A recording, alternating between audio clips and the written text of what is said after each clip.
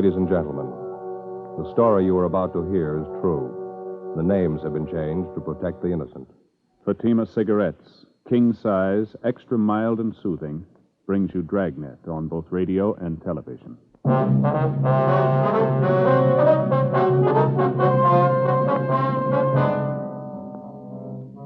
You're a detective sergeant. You're assigned to Homicide Division. You get a call that the body of a dead man has been found in a vacant lot. The man has been beaten to death. Your job, investigate. Friends, the name Fatima has always stood for quality. Fatimas are distinctive, with a truly different flavor and aroma. And in king-size Fatima, you get an extra mild and soothing smoke, plus the added protection of Fatima quality. Remember, in Fatima, the difference is quality. Because of its quality, its extra mildness, its better flavor and aroma, Fatima continues to grow in favor among king-size cigarette smokers everywhere. Switch to Fatima yourself today. Ask your dealer for Fatima in the bright, sunny yellow pack. King-size Fatima. The difference is quality.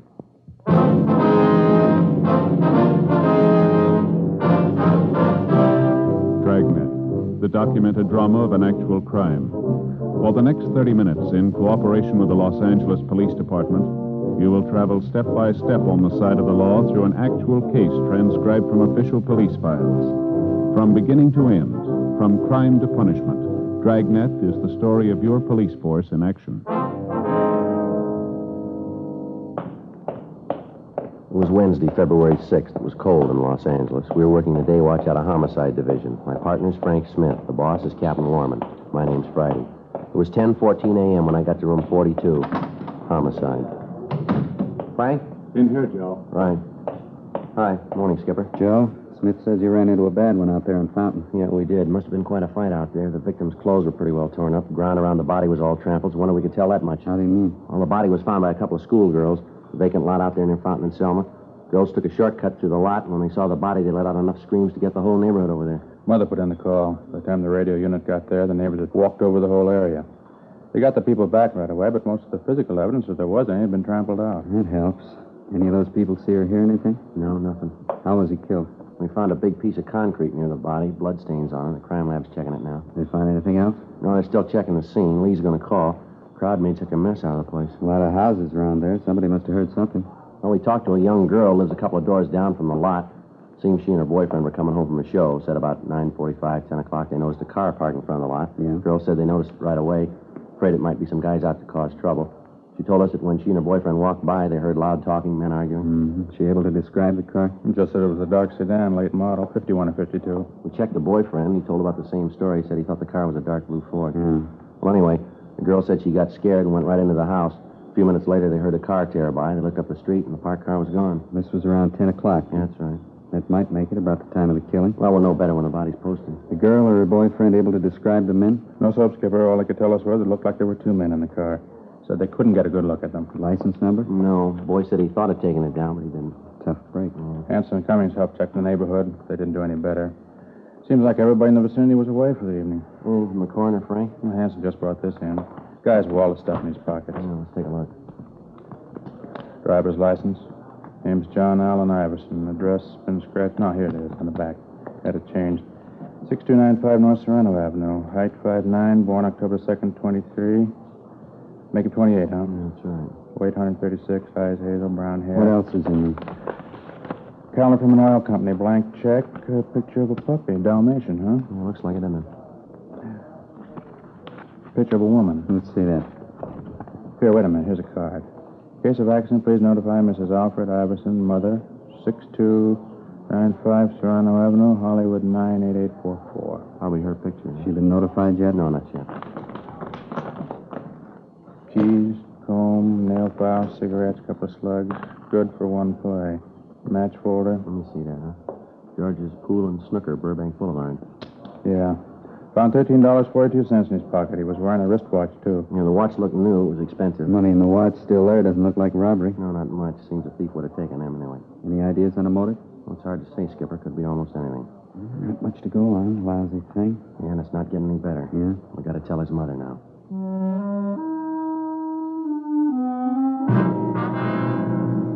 10:50 a.m. We called Lee Jones to see if he'd been able to come up with any new information. He told us that besides the piece of cement, his crew had been able to find little other physical evidence.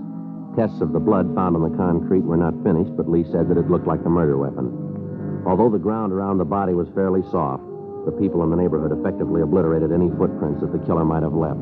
We were faced with the old problem. The average citizen, in an attempt to be helpful, had unknowingly destroyed what physical evidence we might have found. We went by R&I and checked the name John Allen Iverson without result. 11:35 a.m. Frank and I signed out and drove to the address listed on Iverson's driver's license, 6295 North Serrano Avenue. It was a small frame cottage set well back on the lot. The yard was well kept, and as we climbed the front stairs, we could hear a dog barking in the rear of the house. We rang the bell, and a lady in her middle 60s answered the door. It was the woman in the picture that we'd found in Iverson's wallet. Yes? Mrs. Iverson? Yes? Police officers, ma'am. Like to talk to you if we could. Well, of course. Won't you come in? Thank you very much. You'll have to excuse the way I look. I was in the middle of baking. What was it you wanted, officer? Oh, I'm sorry. I don't remember your name. Joe Friday, ma'am. This is my partner, Frank Smith. How do? Is it about the dog barking at night? We've tried to keep him quiet. Alarm clocks, hot water bottles, everything. He's just a puppy, though, officers. He doesn't know. No, ma'am. It's not about the dog. It's about your boy. John? What's he done? Well, he's had an accident, Miss Iverson. An accident? John? Yes, ma'am. Serious? Yes, ma'am. It's pretty serious. You sure it's my boy? John Allen Iverson? Yes, ma'am. It's your boy. He's in the hospital. Is that it? No, ma'am. He's not in the hospital. Not in the hospital? He's dead? Yes, ma'am. I'm sorry. John Allen Iverson? You're sure? Yes, ma'am. We're sure. Oh, no. It can't be. I won't let it be. John, my baby. You've got to be wrong. No, I'm sorry, ma'am. John dead. Gone away from me. For always. Why does it have to be John? Why? It's always the same question, isn't it? Yeah. How do you answer it?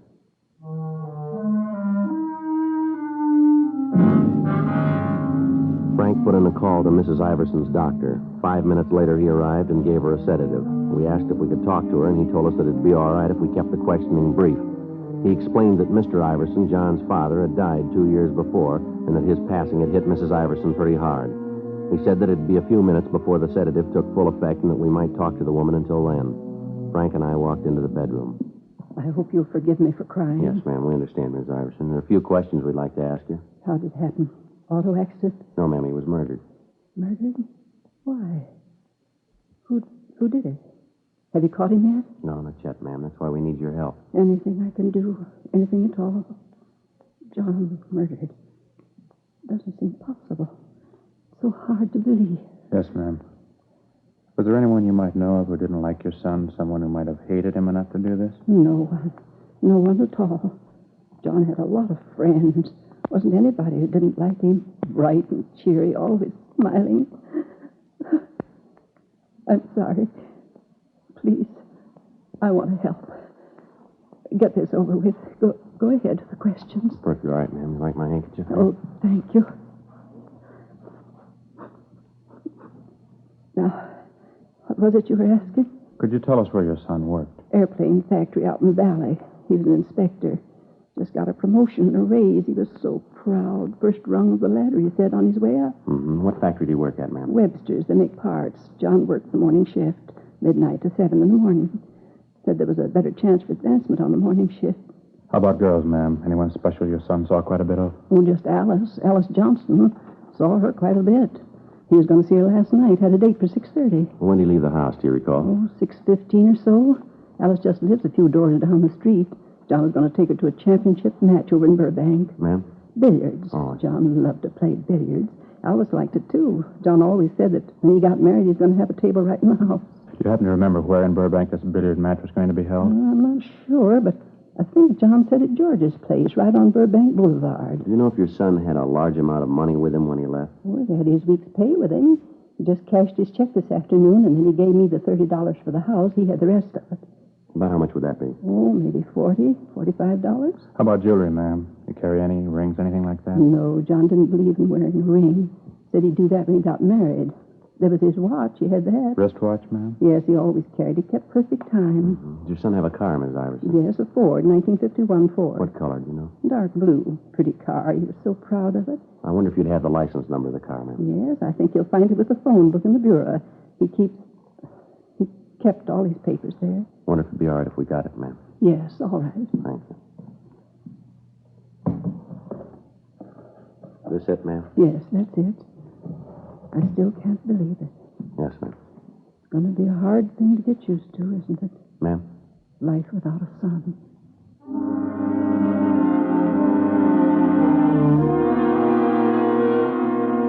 12:40 p.m. Frank and I drove back to the office and checked the license number we'd gotten through DMV. The car was registered to a John Allen Iverson, 6295 North Serrano Avenue. Legal owner, Bank of America. A local and an all-points bulletin were gotten out on the car, all occupants to be held for investigation. In the event the car was found abandoned, a stakeout was to be placed on it and homicide was to be notified. We checked the name Alice Johnstone through R&I, but there was no record on her. 1:50 p.m. Frank and I drove out to her place of employment, an unpainted furniture factory on Ventura Boulevard. We questioned the girl for a good hour, and she explained that John Iverson was usually on time for his dates with her, but the previous night he'd called to say that he'd be a little late. He called several more times and finally said that he was afraid they'd better cancel the date and that he'd call for her in the morning. She told us that she could think of no reason for anyone to be jealous of her spending so much time with Iverson, that he was the only date that she'd had for over a year. She gave us names and addresses of mutual friends to add to the list we already had to check out. 3:05 p.m. Frank and I went for something to eat. Is that all you're going to eat, Frank? Just that little salad? Yeah, Elizabeth's got the idea I ought to cut down on my lunches. Said I'm getting too heavy around the middle. Oh, that's too bad. Chili was good. Yeah, it looks good. Pretty spicy, was it? No, just right. A lot of beef. Uh-huh. Joe, Yeah. you think I'm getting too fat? No, you don't look it to me. When a man gets in his 30s, he's supposed to look a little portly, isn't he? Oh, I don't know, Frank. You couldn't prove by me. Well, I always heard so. My father was pretty heavy. That has a lot to do with it. That's so? Well, sure, you know. It's heredity, that stuff. A lot of beef, huh? Yeah, now look, Frank, why don't you have a bowl of the chili? It doesn't look like it's got too many calories in it. No, it doesn't, does it? Miss? Oh, miss, could I have a bowl of that chili? Some of that coconut cream pie, too. Thanks. Yeah, right away. What do you figure, Joe, about the Iverson? No, I can't figure it. If we could just come up with a motive, it might be easier. Give us some place to start. Yeah. Young kid. Seemed everybody liked him. It looks that way. I've been thinking about that robbery angle.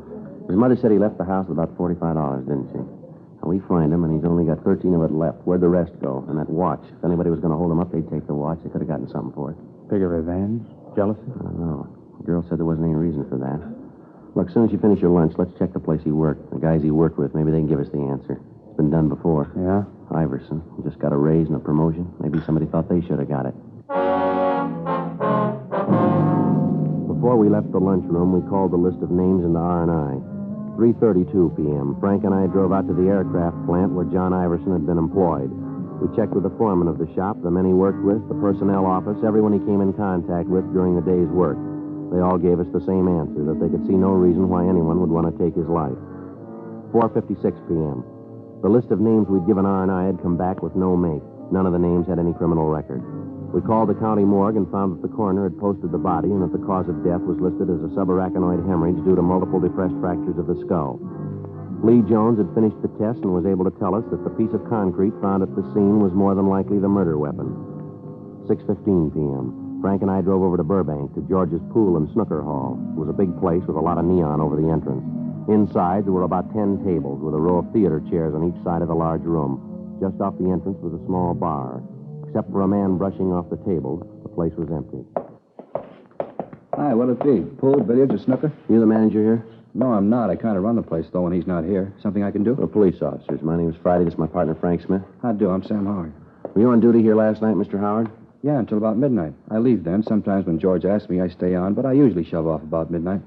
Why, anything wrong? I can get George on the phone. Do you know a man by the name of Iverson, John Iverson? You ever see him around here? Iverson? There's an awful lot of guys come in here. Hard to tell. What's he look like? He's 5'9", about 136 pounds, brown hair. Likes to play billiards, I understand.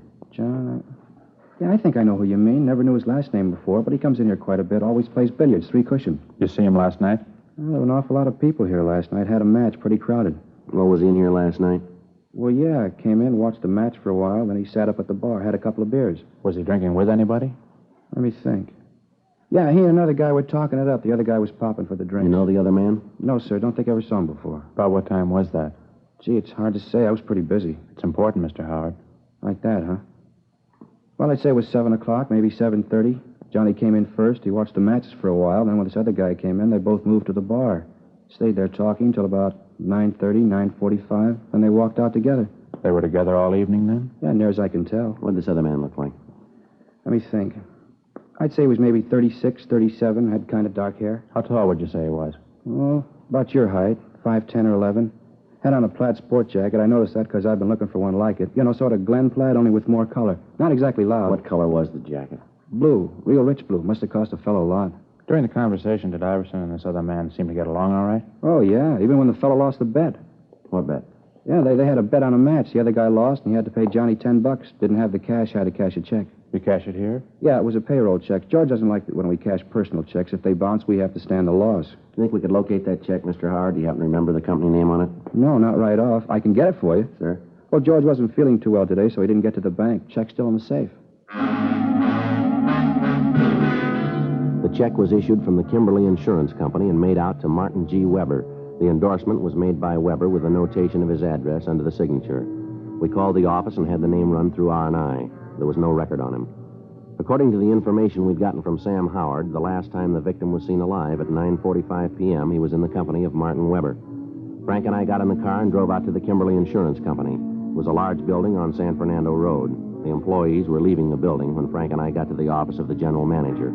We asked him about Weber, and he told us that he'd been with the firm for the past 10 years, starting as a runner on the floor and rising to the position of office manager.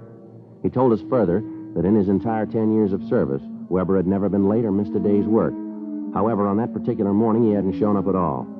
We called our office and arranged for a stakeout on the building of the insurance company. Frank and I drove out to Weber's home, a modern apartment house in the North Hollywood area. We rang the bell, but there was no answer. We checked with the landlord, and he told us that he hadn't seen Weber the night before. In the company of the manager, we checked Weber's apartment.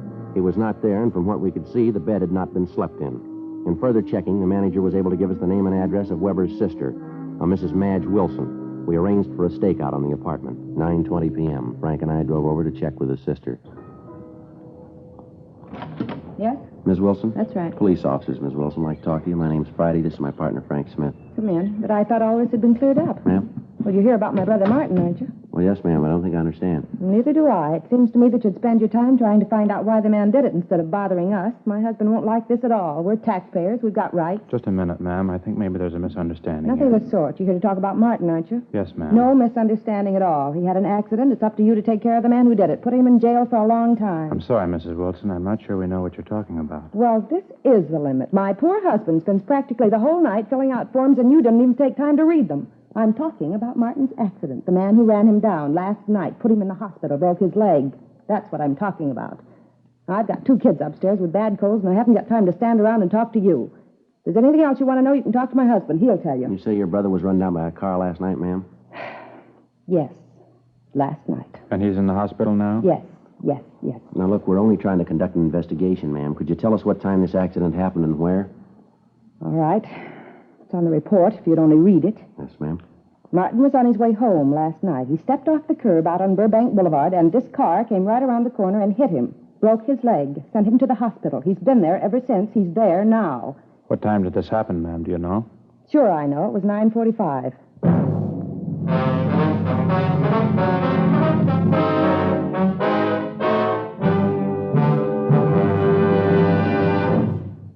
You are listening to Dragnet, authentic stories of your police force in action. Friends, the name Fatima has always stood for quality. Fatimas are distinctive, with a truly different flavor and aroma. And in king-size Fatima, you get an extra mild and soothing smoke, plus the added protection of Fatima quality. Yes, there's a good reason why Fatima continues to grow in favor among king-size cigarette smokers everywhere. In Fatima, the difference is quality. Quality of tobaccos, the finest Turkish and domestic varieties, extra mild and superbly blended to give you a much different, much better flavor and aroma. Quality of manufacture. Smooth, round, perfect cigarettes. Rolled in the finest paper money can buy. Quality, even to the appearance of the bright, sunny yellow pack. Carefully Fatima's rich, fresh, extra mild flavor. So next time, insist on Fatima quality. Look for the bright, sunny yellow pack. Smoke Fatima, the extra mild and soothing king-size cigarette, with the added protection of Fatima quality.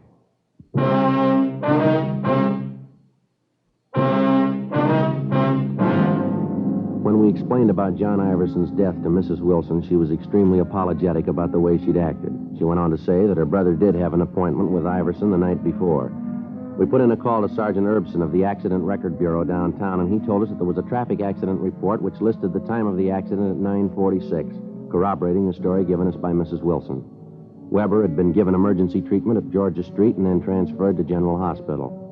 From what Sam Howard had told us, we knew that Iverson had been alive at approximately 9:45 p.m. The deputy coroners fixed the time of death at approximately 10 or 10:30 p.m. The fact that Martin Weber had been run down by a car at 9:46 p.m. seemed to absolve him of any part in the crime. The stakeouts at his place of business and his home were removed. Frank and I drove over to General Hospital to interview Martin Weber.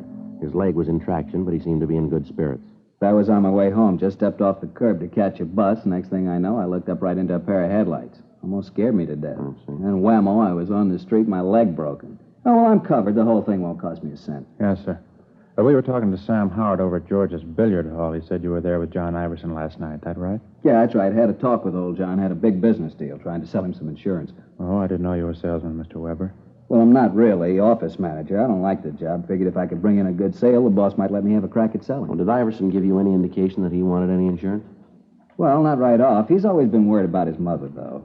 You know, if anything should happen to him. Yeah. Anyway, a couple of days ago, one of the pressmen out at the plant where John works was killed. Accident. I thought this might be a good chance to try to sell John some coverage. You know, life. Leave his mother a little something. Yes, sir. Well, old John wasn't an easy one, let me tell you. Told me he wasn't completely sold on insurance yet, and then he said he'd leave it up to the billiard match. Sir? If the championship changed hands, then John would buy some insurance. If it didn't, I had to pay him $10. I lost.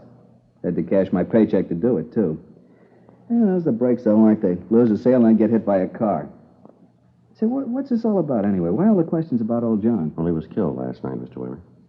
Killed? What do you mean? He was murdered. Well, how'd it happen? That's what we're trying to find out, sir. While you were at the bar with Iverson, did you see him talk to anybody, anyone besides you? No, he made a couple of phone calls, said they were to his girlfriend, but that's about all. Wait a minute. Yeah? When we got outside the bar, there were a couple of guys that came up and talked to him. Had these men been in the bar? Yeah, come to think of it, they were sitting right next to us. When I had to cash that check, I didn't have a pen to endorse it, and one of the guys gave me his to use. You ever seen him before? No, I don't think I ever did. Can you describe the men, Mr. Weber, what they looked like? I didn't pay much attention to him. One of the fellows was a big guy, maybe 6 feet or more, a couple of 100 pounds anyway. How old would you say? Oh, maybe 37, around there. I'd know him if I saw him again. Well, how's that, sir? The scar had a scar right across here on his forehead. Made him look like he was frowning all the time. How about the other man? I'm afraid I can't be of much help there. He was short, 5'5" or 6", heavy, 180 more or less. I think he was wearing a flannel suit. I can't be sure about that. And you saw these men out on the sidewalk with Iverson right after you left the bar, is that right? Yeah. After I told John goodnight, I walked over to the corner. I saw these two fellows come up to John, and from what I could hear, they were asking him for a lift someplace. He gave him a ride, did he? I don't know. I saw my bus come and made a run for it. Was there anything else you can tell us about these men that might help? Anything at all? Any little thing you might remember? Gee, not that I can remember. I didn't really pay a lot of attention to them. Just a couple of guys sitting next to us. One of them lent me his pen. Well, how about the pen? With any initials on it? No. It was the tall guy, the one with the scar. He loaned it to me. It was one of those plastic things, you know, with a figure that disappears when you turn upside down? I know the kind you mean. I noticed it because I thought it was kind of cute. Anyway, it was put out by a Venetian blind company. It had the name right on it. Can you remember the name? Let me see. Rogers. Rogers Blind Company. All right, fine. Here's our card. If you remember anything else, we'd appreciate a call. Sure thing. Say, you fellas going out to Rogers? Yes, sir? I kind of hate to ask. Yes, sir? You pick up one of those pens for me?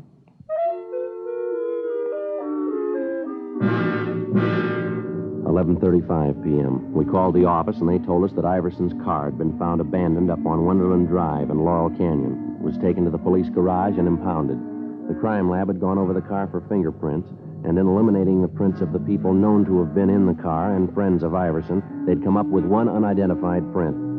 As remote as it was, the lead about the pen had to be checked out. We called the Rogers Blind Company, and the night watchman gave us the home phone number of the personnel manager. We called him, and he agreed to meet us at the plant. We gave him the description of the man who had talked to Iverson outside of the bar, and he was able to identify him as a Peter Standish, a former salesman with the company. He recognized Standish from the description of the scar, but he was unable to tell us the name of the other man. The personnel manager furnished us with Standish's last known address, but he'd moved and left no forwarding address. Frank and I went back to the office and ran the name through R&I. Standish had a record of 2 arrests on suspicion of 211 PC, one of them only a month before. Sergeants Hanson and Cummings drove out to the General Hospital to show a mug shot of Standish to Martin Weber. He positively identified the suspect as the man he'd seen talking to Iverson on the night of the murder. We checked with Dean Bergman and Leighton Prince. The fingerprint found in the car matched perfectly with the prints of Standish. Frank and I drove out to the last address in the suspect's arrest report. The manager of the apartment told us that he'd gone out a few minutes before. She told us that there was another man living in the apartment with Standish, and the description she gave tallied closely with the one we had of the man seen with Standish in the bar the night of the murder. She informed us that he was registered under the name of Charles Teal. In the company of the manager, we made a search of the suspect's apartment, but we found nothing. We asked the manager not to give any indication that we were in the apartment, and she agreed to cooperate. We settled down to wait. An hour went by, an hour and a half, 2 hours. Yes. Well, I'm getting tired of it, Teal. Every night the same thing, dragging you out of some crummy bar. You don't knock it off, I'm going to get myself another boy. Not only that, but I'm getting sick of... Let's hold it right there, Cops, Steve. lousy. Watch it, Frank. All right, hold it, mister. Hold still. Fuzz, crummy fuzz. I had to walk right into it. How's the other one, Frank? He's out. Want to shake him down? Yeah. What do you want with me, cop? I done nothing. You got nothing to hold me for? He's clean, Joe. So's the other one. We got plenty, Standish. Let's go. What? What you got on me? Murder, mister. Murder me? You're crazy. You're off your rocker. Yeah, sure. All right, Frank? I'm getting him up. Come on, boy. I told you, Standish. I told you they'd get us. Shut up, you little... All right, let's hold it right there, mister. Don't make any more problems. It was here. him. He did it. I didn't want to. It was his idea. I'll tell you all about it. Should have known not to trust you, Teal. Look what you got me into. We only wanted his money. He wouldn't give it to us. Standish kept trying to hit him with that piece of cement. I tried to make him stop. You didn't try to stop me splitting the dough. You got more than half. Don't worry about it. What do you mean? We'll split this one even.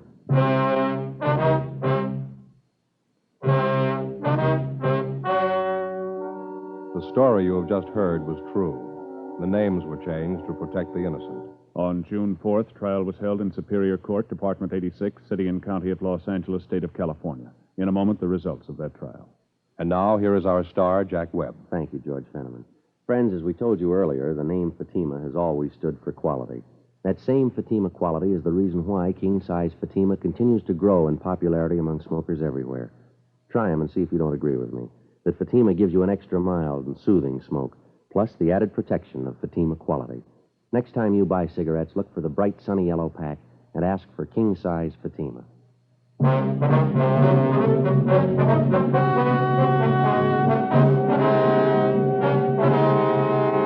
Peter James Standish and Charles Edward Teal were tried and convicted of robbery and murder in the first degree. They were sentenced to life imprisonment.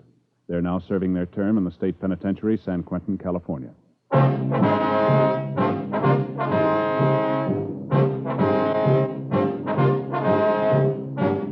You have just heard Dragnet, a series of authentic cases from official files. Technical advice comes from the Office of Chief of Police W.H. Parker, Los Angeles Police Department. Technical advisors Captain Jack Donahoe, Sergeant Marty Wynn, Sergeant Vance Brasher. Heard tonight were Ken Patterson, Gwen Delano, Jack Crucian. Script by John Robinson. Music by Walter Schumann. Hal Gibney speaking. King Size Fatima has brought you Dragnet, transcribed from Los Angeles.